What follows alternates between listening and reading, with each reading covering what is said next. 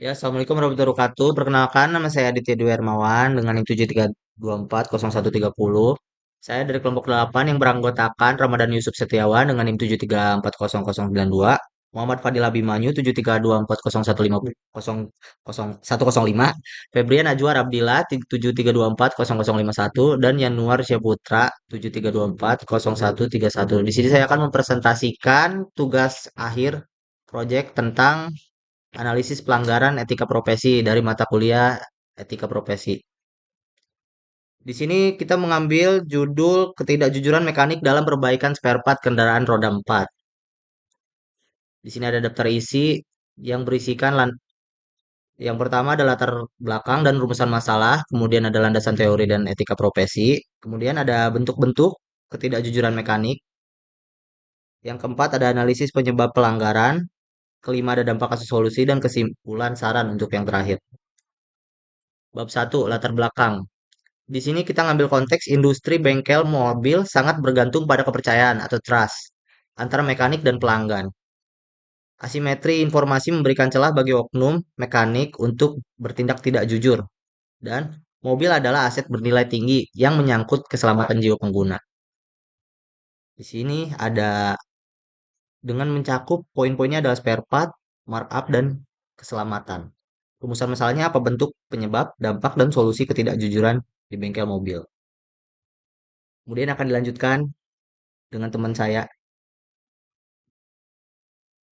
Saya akan melanjutkan bab kedua yaitu landasan teori. Yaitu ada etika profesi adalah kumpulan nama norma yang menjadi pedoman perilaku bagi kelompok profesi tertentu dalam melaksanakan tugasnya secara jujur, tahu komponen dan bertanggung jawab. Yang pertama ada kejujuran, menyampaikan informasi yang benar, jelas dan jujur mengenai kondisi kendaraan, harga dan produser perbaikan kepada pelanggan. Yang kedua ada integritas moral, menghindari praktik penipuan markup biaya dan pemalsuan komponen yang merugikan konsumen. Yang ketiga ada tanggung jawab, memastikan kendaraan yang diperbaiki benar-benar aman. Penerapan ketiga adalah tanggung jawab bersama pemilik usaha dan mekanik. Terus ada bab tiga modus ketidakkejujuran mekanik. Eh, yang pertama, vonis kerusakan palsu atau phantom repairs, itu ada mekanik mengklaim komponen rusak berat dan harus diganti, padahal masih berfungsi baik atau hanya butuh penyetelan ringan.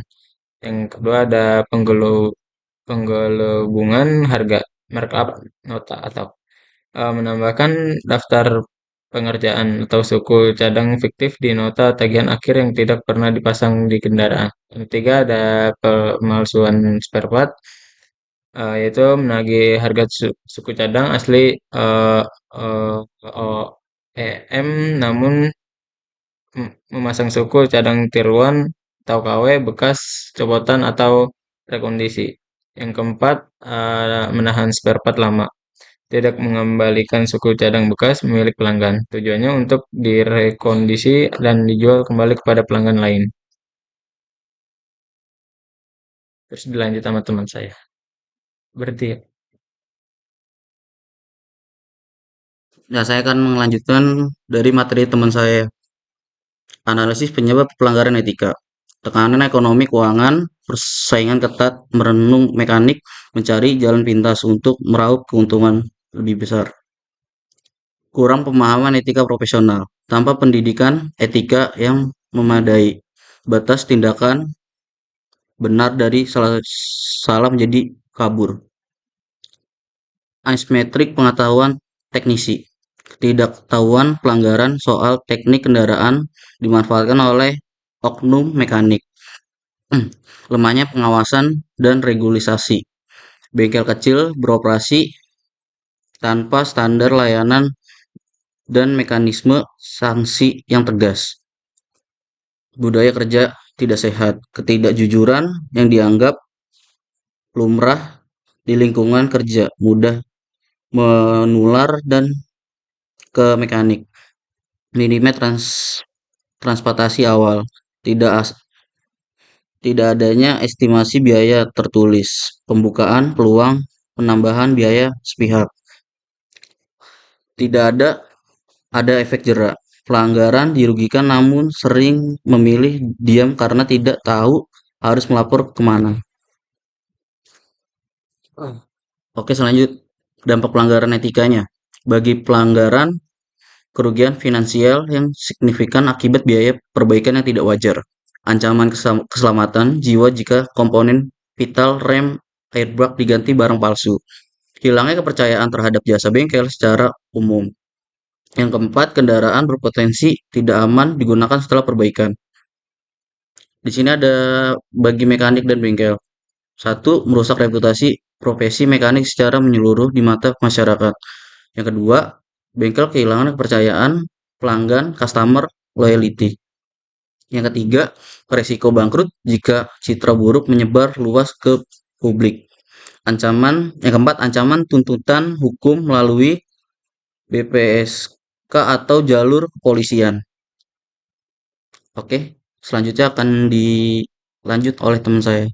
Di sini saya akan menjelaskan solusi dan upaya penanggulangan. Satu, ada SOP transparan, dokumentasi foto atau video saat pembongkaran spare part.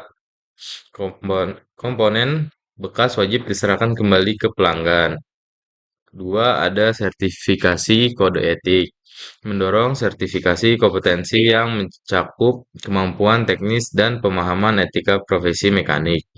Ketiga, ada edukasi pelanggan. Konsumen harus aktif meminta second opinion, berani meminta nota rincian resmi dan berpikir kritis. Tindakan hukum tegas. Itu keempat, memanfaatkan jalur BPSK atau kepolisian jika ada unsur penipuan materi guna memberikan efek jera.